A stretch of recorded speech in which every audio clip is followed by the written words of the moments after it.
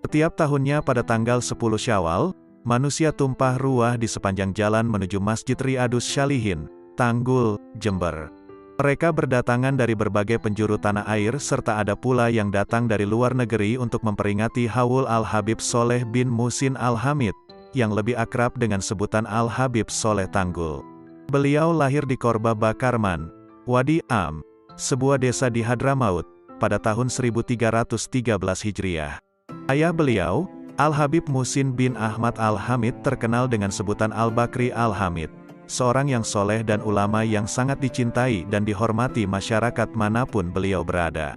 Ibundanya adalah seorang wanita solehah bernama Aisyah, dari keluarga Al-Abud Ba Umar dari Masyaikh Al-Amudi. Beliau mulai mempelajari Al-Quran dari seorang guru yang bernama As-Syekh Said Bamudij, di Wadi Am, yang dikenal sebagai seorang yang soleh yang tiada henti-hentinya berzikir kepada Allah. Sedangkan ilmu fikih dan tasawuf beliau pelajari dari ayah beliau sendiri Al-Habib Muhsin bin Ahmad Al-Hamid. Pada usia 26 tahun, bertepatan pada ke-6 tahun 1921 Masehi, Al-Habib Soleh meninggalkan Hadramaut dan hijrah menuju Indonesia. Beliau ditemani oleh Syekh Fadli Soleh Salim bin Ahmad Al-Ashkari. Sesampainya di Indonesia, beliau singgah beberapa hari di Jakarta. Mendengar kedatangan Al-Habib Soleh, sepupu beliau Al-Habib Muhsin bin Abdullah Al-Hamid, meminta Al-Habib Soleh untuk singgah di kediamannya di kota Lumajang. Lalu Al-Habib Soleh pun tinggal sementara di Lumajang. Setelah menetap beberapa waktu, kemudian beliau pindah ke Tanggul, Jember. Dan akhirnya beliau menetap di Tanggul, hingga akhir hayat beliau. Suatu ketika, datanglah ilham Rabbaniyah kepada beliau untuk melakukan uzlah. Untuk mengasingkan diri dari gemerlap duniawi dan godaannya, menghadap dan bertawajuh kepada kebesaran Sang Pencipta. Dalam halwatnya, beliau senantiasa mengisi waktu-waktunya dengan membaca Al-Quran, bersalawat dan berzikir mengagungkan asma Allah. Dan hal itu berlangsung selama lebih dari 3 tahun. Hingga pada suatu saat dalam halwatnya, beliau didatangi oleh guru beliau, Al-Imam Al-Qutub Al-Habib Abu Bakar bin Muhammad As-Sakof, dalam cahaya yang bersinar terang. Selanjutnya Al-Habib Abu Bakar mengajak beliau keluar dari halwatnya, lalu memerintahkan Al-Habib Soleh untuk datang ke kediamannya di kota Gresik. Sesampainya di rumah Al-Habib Abu Bakar, Al-Habib Soleh diminta untuk mandi di Jabiyah, kolam mandi khusus di kediaman Al-Habib Abu Bakar bin Muhammad As-Sakof, Gresik. Kemudian Al-Habib Abu Bakar memberinya mandat dan ijazah dengan memakai jubah, imamah dan sorban. Al-Habib Soleh berdakwah kepada masyarakat sekitar dengan tak kenal lelah. Beliau mengajak umat untuk selalu salat berjamaah dan tidak meninggalkannya. Antara maghrib dan isya beliau isi dengan membaca Al-Quran dan wirid-wirid. Selepas salat asar, beliau membaca kitab Nasaih Diniyah, karya Al-Habib Abdullah bin Alwi Al-Haddad, yang beliau uraikan dengan bahasa Madura sebagai bahasa masyarakat setempat. Tujuannya agar masyarakat faham dengan apa yang beliau sampaikan. Berbagai aktivitas dakwahnya, antara lain beliau lakukan dengan mengadakan berbagai pengajian. Beliau dikenal karena akhlaknya yang begitu mulia. Beliau tidak pernah menyakiti hati orang lain, bahkan beliau berusaha menyenangkan hati mereka, sampai-sampai beliau tidak pernah menolak permintaan orang. Seolah apapun yang beliau miliki ingin beliau berikan kepada setiap orang yang membutuhkan. Beliau selalu melapangkan hati orang-orang yang sedang dalam kesusahan dan menyelesaikan masalah-masalah bagi orang yang mempunyai masalah. Keikhlasan hati, akhlak serta keluhuran budi pekertinya membuat beliau sangat dicintai dan dihormati oleh masyarakat. Semua orang yang berada di dekatnya akan merasa nyaman. Bahkan setiap orang yang mengenal beliau akan merasa bahwa dialah orang yang akrab dengan Sang Habib ini. Ini karena perhatian beliau yang begitu besar terhadap semua orang yang ditemuinya. Beliau seorang yang memiliki kepedulian tinggi terhadap fakir miskin, para janda dan anak yatim. Rumah beliau tidak pernah sepi dari para tetamu yang datang. Beliau sering mendapat kunjungan dari berbagai tokoh ulama, bahkan para pejabat tinggi negara sekalipun. Mereka datang untuk bersilaturahmi sampai membahas berbagai permasalahan kehidupan. Al-Habib Soleh melayani para tetamunya dengan penuh sukacita. Siapapun yang bertamu akan dijamu sebaik mungkin. Beliau menimba sendiri air sumur untuk keperluan mandi dan wudhu para tamunya. Al-Habib Soleh begitu hormat kepada tamunya, bahkan sebelum tamunya menikmati hidangan yang telah disediakan, beliau tak akan menyentuh hidangan itu. Beliau baru makan setelah hidangan itu disantap oleh para tamunya. Sebagaimana sabda Rasul, barang siapa yang beriman kepada Allah dan hari akhir, hendaklah ia menghormati tamunya. Beliau selalu menasehatkan kepada para tamunya akan 3 hal. Pertama, pentingnya menjalankan salat 5 waktu dan ancaman bagi siapa yang meninggalkannya. Kedua, besarnya kedudukan orang tua dan kewajiban berbakti kepada keduanya, serta ancaman bagi siapa yang mendurhakainya. Ketiga, pentingnya menjaga hubungan silaturahmi. Beliau menegaskan bahwa orang yang menjaga hubungan silaturahmi dengan baik, maka Allah akan memanjangkan usianya, mempermudah urusannya dan memperbanyak rizkinya. Berikut akan diuraikan 8 kisah karomah Habib Soleh Tanggul. Pertama, mengisahkan tentang Habib Soleh Tanggul tidak bisa lepas dari peristiwa yang mempertemukan dirinya dengan Nabi Khidir alaihi salam. Kala itu, layaknya pemuda keturunan Arab lainnya, orang masih memanggilnya Yik, kependekan dari kata Sayyid, yang artinya Tuan, sebuah gelar untuk keturunan Rasulullah. Suatu ketika Yik Soleh sedang menuju stasiun kereta api Tanggul yang letaknya memang dekat dengan rumahnya. Tiba-tiba datang seorang pengemis meminta uang.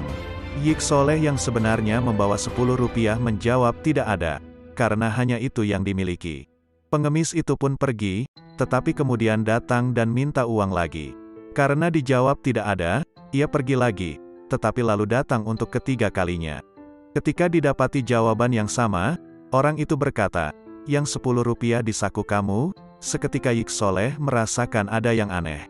Lalu ia menjabat tangan pengemis itu. Ketika berjabat tangan, jempol si pengemis terasa lembut seperti tak bertulang. Keadaan seperti itu, menurut beberapa kitab klasik, adalah ciri fisik Nabi Khidir.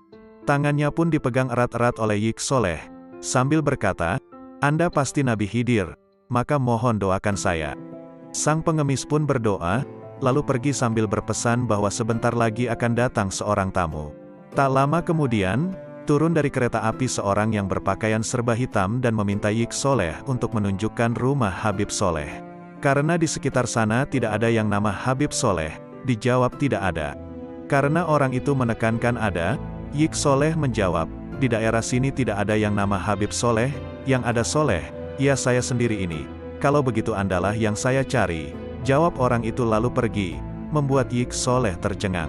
Sejak itu, rumah Habib Soleh selalu ramai dikunjungi orang, mulai sekedar silaturahmi, sampai minta berkah doa. Tidak hanya dari Tanggul, tetapi juga luar Jawa bahkan luar negeri, seperti Belanda, Afrika, Cina, Malaysia, Singapura dan lain-lain.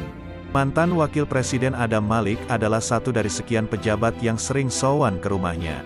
Satu bukti kemasyhuran beliau, jika Habib Soleh ke Jakarta, penjemputnya sangat banyak, melebihi penjemputan Presiden, ujar Kiai Haji Abdillah yang mengenal dengan baik Habib Soleh. 2. Kiai Haji Ahmad Kusyairi bin Sidik, mertua Kiai Abdul Hamid Pasuruan adalah sahabat karib Habib Soleh. Dulunya Habib Soleh sering mengikuti pengajian Kiai Haji Ahmad Kusyairi di Tanggul. Tetapi setelah tanda-tanda kewalian Habib Soleh mulai menampak, Kiai Haji Kusyairilah yang mengaji kepada Habib Soleh. Suatu saat, Kiai Haji Kusyairi sowan kepada rumah Habib Soleh. Tidak seperti biasa, sambutan Habib Soleh begitu hangat, sampai dipeluknya erat-erat sang Kiai. Habib pun menyembelih seekor kambing khusus untuk menjamu sang teman karib. Di sela-sela bercengkrama, Habib mengatakan bahwa itu terakhir kali yang ia lakukan. Ternyata beberapa hari kemudian, Kiai Haji Kusyairi wafat di kediamannya di Pasuruan. Tersebutlah seorang jenderal yang konon pernah mendapat hadiah pulpen dari Presiden Amerika Serikat D. Eisenhower. Suatu ketika pulpen itu raib saat dibawa ajudannya ke pasar, kecopetan. Karuan saja sang ajudan kalang kabut kehilangan barang yang sangat dicintai oleh sang jenderal dan takut mendapat hukuman, sehingga disarankan oleh seorang kenalannya agar minta tolong ke Habib Soleh. Sampai di sana, Habib menyuruhnya mencari ke pasar Tanggul. Sekalipun aneh, Dituruti saja, dan ternyata pulpen itu tidak ditemukan. Habib menyuruh lagi-lagi tidak ditemukan. Karena memaksa, Habib masuk ke dalam kamarnya, dan tak lama kemudian keluar dengan menjulurkan sebuah pulpen. Apa seperti ini pulpen itu? Sang ajudan tertegun. Karena ternyata itulah pulpen sang jenderal yang sudah pindah ke genggaman pencopet. Nama Habib Soleh kian terkenal dan harum. Kisah-kisah yang menuturkan karamah beliau tak terhitung. Tetapi perlu dicatat, karamah hanyalah suatu indikasi kewalian seseorang. Kelebihan itu dapat dicapai setelah melalui proses panjang yaitu pelaksanaan ajaran Islam secara kafah. Dan itu dilakukan secara konsisten dan terus-menerus, istiqomah, sampai dikatakan bahwa istiqomah itu lebih mulia dari 1000 karamah. Tengok saja komitmen Habib terhadap nilai-nilai keislaman, termasuk kepeduliannya terhadap fakir miskin, janda dan anak yatim, menjadi juru damai ketika ada perselisihan. Beliau dikenal karena akhlak mulianya, tidak pernah menyakiti hati orang lain, bahkan berusaha menyenangkan hati mereka, sampai-sampai dikenal tidak pernah menolak permintaan orang. Siapapun yang bertamu akan dijamu sebaik mungkin. Habib Soleh sering menimba sendiri air sumur untuk mandi dan wudhu para tamunya. Maka buah yang didapat, seperti ketika Habib Ahmad Al-Hamid pernah berkata kepada beliau, "Kenapa Allah selalu mengabulkan doanya?" Habib Soleh menjawab, "Bagaimana tidak? Sedangkan aku belum pernah melakukan hal yang membuatnya murka." 3. Suatu hari datanglah seorang wanita dari Swiss kepada Habib Soleh bin Muhsin Al-Hamid. Wanita Swiss tersebut sebelumnya bermimpi aneh. Di dalam mimpinya ia ketemu dengan seorang yang memperkenalkan dirinya sebagai Habib Soleh dari Tanggul, Jember, Indonesia. Tanpa banyak berpikir, si wanita pun menurut dan langsung terbang dari Swiss menuju Indonesia, ke Tanggul, sebuah tempat yang namanya asing baginya. Ternyata ia mempunyai persoalan rumit. 4 hari lagi ia akan menikah dengan seorang pria yang ia cintai. Tetapi malang, pria tersebut ternyata digaet oleh seorang perempuan jalang. Maka rencana pernikahan pun terancam batal. Di tengah-tengah kegalauannya itulah, di suatu malam, ia bermimpi didatangi seseorang yang kemudian memperkenalkan dirinya sebagai Habib Soleh yang katanya beralamat di Tanggul, Jember, Indonesia. Kepadanya dikatakan, Habib Soleh itu dapat menyelesaikan persoalan yang dihadapi. Itulah yang membuatnya penasaran dan ingin segera mencari tahu dan menemui seorang Habib seperti dimaksud dalam mimpinya. Tak disangka, setibanya di Bandara Soekarno-Hatta, ia pun tak mendapatkan kesulitan yang berarti. Setelah bertanya ke petugas bandara tentang siapa gerangan Habib Soleh Tanggul, ternyata salah seorang di antara petugas ada yang tahu dan bersedia mengantarnya. Di sana ia terkejut, ternyata ia betul-betul melihat orang yang sama persis dengan yang dilihatnya dalam mimpi. Tak lain tak bukan, dialah Habib Soleh bin Muhsin Al-Hamid. Pada saat itu kebetulan sedang banyak tamu. Setelah memperkenalkan diri, tak lama kemudian, ia dipersilahkan masuk dan berganti pakaian. Sebab ia orang Eropa yang biasa dengan pakaian bebas. Setelah itu, ia pun dipersilahkan mengutarakan maksud kedatangannya. Tidak lama ia bertamu di kediaman Habib Soleh. Sebab setelah itu, sang Habib menyuruhnya segera bertolak ke Swiss. Kepadanya dikatakan, segeralah pulang ke Swiss. Nanti setibanya kamu di sana, calon suamimu akan menangis di depan pintu rumahmu sambil mengakui kesalahannya dan memohon maaf kepadamu. Tanpa banyak tanya lagi, wanita itu pun segera bertolak menuju Swiss. Lama tak terdengar kabar, beberapa bulan kemudian, wanita tersebut datang kembali. Namun dengan keadaan yang berbeda. Ternyata apa yang dikatakan oleh Habib Soleh kepadanya pada kunjungannya yang pertama menjadi kenyataan. Kini ia telah hidup bahagia sebagai sepasang suami istri. Kepada Habib Soleh ia berucap terima kasih. Dan ia pun menawarkan apa saja yang Habib Soleh minta, semuanya akan ia penuhi. Tetapi sebagai seorang waliullah, Habib Soleh tak mengharapkan imbalan apapun, melainkan ikhlas karena Allah semata. Hanya saja, kalau boleh saya meminta, ujar sang Habib, dan tidak ada sama sekali paksaan, kalau kamu berkenan, saya meminta kamu memeluk Islam. Alhamdulillah, dengan penuh kesadaran serta keikhlasan, wanita tersebut beserta suaminya memeluk agama Islam. 4. Pada saat Adam Malik, mantan Menteri Luar Negeri, menjabat sebagai kepala kantor berita Antara, suatu saat, melalui lembaga yang dipimpinnya, beliau mengungkap keterlibatan Menlu Subandrio, yang saat itu dikenal sebagai tokoh berfaham ajaran komunis. Karuan saja, berita-berita yang dimuat itu membuat Subandrio dan jajarannya kalang kabut karena merasa terpojokkan. Ia marah besar dan mengancam Adam Malik. Mendapat ancaman tersebut, Adam Malik pun berusaha mencari perlindungan. Maka datanglah ia kepada Habib Soleh Al-Hamid di Tanggul, Jember. Adam Malik menceritakan latar belakang persoalannya. Mendengar pengaduan itu, Habib Soleh Tanggul hanya tersenyum. Beliau berkata, "Jangan takut terhadap ancamannya. Nanti kamu yang akan menggantikan kedudukannya." Alhamdulillah, waktu pun berjalan dan Adam Malik selamat dari ancaman Subandrio dan gerombolan komunis lainnya. Dan sesuai dengan ramalan Habib Soleh, setelah Soeharto menjabat presiden, giliran Adam Malik yang menjabat Menteri Luar Negeri. Kisah serupa terjadi sekitar 30 tahun yang lalu. Alwi Shihab, mantan Menteri Luar Negeri di era Presiden Kiai Haji Abdurrahman Wahid, pernah datang ke kediaman Habib Soleh Tanggul. Pada masa itu, ia datang diantar oleh ayahandanya. Keperluannya mohon doa restu untuk belajar ke luar negeri. Tujuannya belajar ke Amerika di Harvard University. Pada kesempatan itu, Alwi Shihab mengutarakan apa yang menjadi problemnya. Antara lain, ia tidak punya biaya yang cukup untuk mengurus visa dan paspor. Mendengar keluhan Alwi Shihab, Habib Soleh Tanggul menyarankan agar Alwi Shihab mandi di kedua sumur yang terdapat di sekitar kediamannya. Alwi Shihab pun mandi di kedua sumur tersebut. Setelah itu, kepada Alwi Shihab, Habib Soleh Tanggul menasehati agar ia datang ke Adam Malik yang saat itu menjabat Menlu. Kontan, Alwi Shihab mengatakan kekhawatirannya karena ia hanya rakyat biasa. Bagaimana bisa bertemu dengan seorang menteri? Mendengar kekhawatiran Alwi Shihab, akhirnya Habib Soleh menasehatinya agar tidak takut. Seraya menyuruhnya supaya menemui Adam Malik dengan membawa surat darinya. "Bawa surat saya ini. Jangan takut pada Adam Malik, kelak kamu akan menjadi seperti Adam Malik," kata Habib Soleh Tanggul. Ternyata di kemudian hari, ucapan Habib Soleh menjadi sebuah kenyataan. Alwi Shihab menjadi menteri di era Presiden Gus Dur. 5. Habib Soleh Tanggul sangat terkenal dengan kemustajaban doanya yang secepat kilat menyambar. Pada masa Habib Soleh Tanggul pernah terjadi satu wabah penyakit yang mematikan yang tersebar luas di masyarakat. Wabah penyakit itu dikenal dengan nama yang unik, yaitu wabah Madebluk. Namanya diambil dari salah satu penderitanya.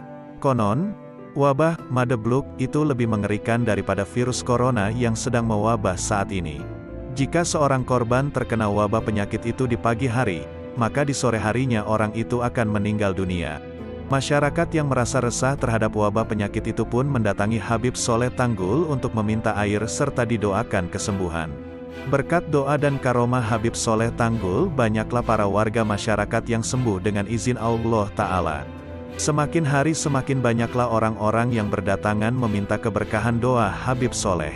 Ada yang datang menggunakan truk besar. Lantaran banyaknya masyarakat dari desa lain yang berdatangan meminta air dan doa kesembuhan, membuat Habib Soleh Tanggul kerepotan. Habib Soleh bertanya, "Apakah di desa kalian ada danau?" Mereka menjawab, "Ada, wahai Habib." Lantas kemudian Habib Soleh memberikan selembar kertas yang digulung-gulungkan. Habib Soleh mengisyaratkan agar kertas yang digulung itu dilempar ke danau yang ada di desa tersebut. Dengan demikian warga desa tidak perlu lagi datang meminta air dan doa kesembuhan kepada Habib. Mereka cukup meminum air di sungai atau danau tersebut. Perintah itu pun dilaksanakan warga desa dengan penuh keyakinan. Dengan izin Allah, alhamdulillah tak berapa lama wabah penyakit di desa itu sirna, sehingga tak ada lagi warga desa yang sakit akibat wabah penyakit Madebluk tersebut. Salah seorang aparat desa yang tidak terlalu yakin terhadap karomah Habib Soleh Tanggul pun meminta agar gulungan tulisan yang pernah dilemparkan ke danau itu dicari lagi. Akhirnya, gulungan tulisan tersebut ditemukan dan dibuka. Mereka merasa penasaran apa yang dituliskan Habib Soleh pada kertas itu, sehingga begitu mujarab mengobati wabah penyakit yang mematikan itu. Setelah dibuka, isinya bukan wafak atau rajah yang lazimnya dituliskan oleh para ulama. Betapa terperanjatnya orang-orang yang mengetahui isi gulingan tulisan itu yang ternyata hanya tulisan tangan Habib Soleh Tanggul yang bertuliskan dalam bahasa Indonesia, "Selamat tinggal Madebluk." Masya Allah, memang ini kisah yang unik sekaligus sulit dinalar dengan logika manusia, namun begitulah faktanya terjadi. 6. Habib Soleh bin Muhsin Al-Hamid, Tanggul, dikenal luas dengan berbagai kisah karomah yang sangat melimpah dari Allah Subhanahu wa Ta'ala. Di antara yang terkenal karomahnya beliau adalah doanya beliau mustajab yang tidak pernah ditolak oleh Allah Subhanahu wa Ta'ala. Jika beliau berdoa sebelum kedua telapak tangan beliau diturunkan, doa beliau sudah dikabulkan oleh Allah Subhanahu wa Ta'ala secepat petir menyambar. Ini semua karena beliau hamba yang sangat takwa kepada Allah. Hidup dan wafatnya beliau dipersembahkan untuk mengabdi kepada Allah. Beliau memiliki ilmu kasyaf, mengetahui sesuatu yang belum terjadi. Dan ilmu kasyaf ini hanya dimiliki oleh orang-orang yang berhati bersih. Di antara karomah kasyafnya adalah kisah Habib Soleh dengan Habib Taufik Malang. Habib Soleh Tanggul memberi nama Habib Taufik yang sebelumnya bernama Habib Abdurrahim. Ketika Habib Abdurrahim masih kecil diajak sama Habib Abdul Qadir Assegaf, ayahnya, untuk bertemu dengan Habib Soleh Al-Hamid, dan ketika itu Habib Soleh bertanya kepada Habib Abdul Qadir Assegaf, "Ya Habib, ini siapa namanya?" "Abdurrahim," jawab Habib Abdul Qadir Assegaf. "Tolong beri nama Taufik, karena saya melihatnya di Lauhul Mahfuz. Dia namanya Taufik dan dia akan menjadi ulama besar nantinya." Akhirnya Habib Abdul Qadir mengganti nama Habib Abdurrahim dengan nama Habib Taufik bin Abdul Qadir bin Husain Assegaf hingga sampai sekarang. 7. Suatu ketika, Habib Soleh bin Muhsin Al-Hamid, akrab disapa Habib Tanggul Jember, memberi kabar kepada Habib Muhammad bin Ali Al-Habsyi, Kuitang, bahwa dirinya pada hari Ahad besok akan hadir di Majlis Kuitang. Kabar tersebut sangat mendadak, yaitu di hari Sabtu. Sudah menjadi kebiasaan Habib Muhammad Al-Habsyi selalu menjamu tetamu yang datang berkunjung. Teristimewa pada Habib Soleh Tanggul. Waktu itu, Habib Muhammad sedang tidak memiliki persiapan apapun. Akhirnya Habib Muhammad berziarah ke makam ayahnya yang berada di samping Masjid Kuitang, untuk mengadukannya. "Ya Walid, besok Ahad akan ada tamu yaitu Habib Soleh dari Tanggul. Bagaimana ini ya Walid? Persediaan tidak ada, tidak pegang fulus. Tolong bantu ya Walid biar Allah mudahkan, untuk ikram duyuf, memuliakan tetamu." "Ya Walid," adu Habib Muhammad di makbaroh ayahnya. Setelah itu Al-Habib Muhammad pulang untuk istirahat tidur siang. Setelah Habib Muhammad terbangun ada tamu yang sudah menunggunya. Tamu itu adalah murid dari ayahnya yang tinggal di Tanah Abang. Dengan sambutan yang khas, Al-Habib Muhammad menerima sang tamu. "Lan, apa kabarnya Pak Haji? Dari mana saja, tumben Sabtu kesini, ada yang bisa saya bantu?" tanya Habib Muhammad saat tahu tamunya adalah murid dari sang ayah. "Maaf ya Habib, ganggu istirahatnya. Ini saya antar kambing dari rumah buat Habib," jawab tamu tersebut. Tercenganglah Habib Muhammad sejenak, dan langsung berkata, "Ajib. Masya Allah ente tahu aja Ji." Sambil mengikat kambing di pekarangan tamu itu berkata, "Ini yang suruh abahnya Habib, tadi saya lagi tidur. Habib Ali datang dalam mimpi saya sambil bilang begini, 'Ji, itu kambing yang di belakang ente anterin ke anak saya Muhammad di Kuitang. Dia lagi perlu kambing buat menjamu Habib Soleh dari Tanggul. Lekas ya Ji, kasihan anak saya lagi bingung cari buat jamuan besok.' Dapat mimpi begitu saya langsung bangun Bib, langsung saja saya bawa ini kambing ke sini."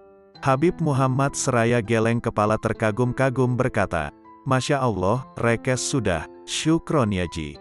Esoknya di hari Ahad, Minggu, pagi, Habib Muhammad memimpin pengajian rutin di Kuitang. Tamu yang ditunggu-tunggu pun tiba. Singkat cerita, setelah pengajian selesai Habib Muhammad mempersilakan Habib Soleh untuk ke kamar yang sudah dipersiapkan. Segala bentuk makanan pun dikeluarkan, termasuk nasi kebuli spesial dengan lauk daging kambingnya. Sebelum memakannya, Habib Soleh bertanya kepada Habib Muhammad sambil memegang laham, "Daging kambing yang sudah digoreng? Ya Habib Muhammad, dari mana ini? Aromanya sungguh menakjubkan, tidak seperti biasanya. Kemarin ada Pak Haji kirim ini kemari ya Habib." Jawab Habib Muhammad, "Bukan, ini hadiah dari Ahlul Barzak, ya Habib Muhammad. Ayo bismillah kita makan," kata Habib Soleh. Sambil tersenyum, Habib Muhammad mempersilakan para tamu termasuk Habib Soleh untuk menikmati hidangan dan berkata, "Apa sih yang Habib Soleh gak tahu? Jangan-jangan, malah sudah janjian dengan Walid Ali." 8. Ada orang kaya di Surabaya punya anak gagus sudah berobat sampai ke Jepang dan lainnya, tetapi tidak sembuh-sembuh. Orang ini dikenal benci kepada golongan habaib. Suatu hari karena sudah lelah mengobati anaknya tapi tidak ada hasil, tiba-tiba kawannya menyarankan untuk mendatangi Al-Habib Soleh mohon doa agar anaknya diberikan kesembuhan oleh Allah Subhanahu wa Ta'ala melalui perantara Al-Habib Soleh. Akhirnya walau orang kaya tersebut benci kepada habaib, mau tidak mau demi sang anak, ia pun pergi juga ke Tanggul Jember menemui Habib Soleh. Sesampainya di kediaman Al-Habib Soleh, diceritakanlah oleh sang bapak kalau punya anak gagu, bisu, sudah berobat ke Jepang, dan lain-lain namun tetap saja tak sembuh-sembuh. Mendengar hal tersebut, Habib Soleh berkata kepada anak tersebut, "Ya walad, hai anak laki-laki, tirulah suara ayam berkokok." Maka sang anak menirukan suara ayam berkokok, lalu Al-Habib Soleh berkata lagi, "Ya walad, tirulah suara ayam jago berkeruyuk." Anak itu meniru suara ayam berkeruyuk. Kemudian anak itu spontan langsung bisa berbicara layaknya seperti anak kecil lainnya. Betapa gembira dan senangnya sang ayah anaknya sembuh dengan izin Allah Subhanahu wa Ta'ala, berkat wasilah Al-Habib Soleh. Mulai detik itu si orang kaya itu yang tadinya dikenal benci dengan habaib, berubah total menjadi pecinta berat Al-Habib Soleh. Ini yang selalu Al-Habib Soleh katakan, "Doaku lebih cepat dari kilat yang menyambar." Lalu ada seseorang yang bertanya kepada beliau, kenapa Allah Subhanahu wa Ta'ala selalu mengabulkan doanya Habib? Al-Habib Soleh menjawab, bagaimana tidak? Sedangkan aku belum pernah melakukan hal yang membuatnya murka.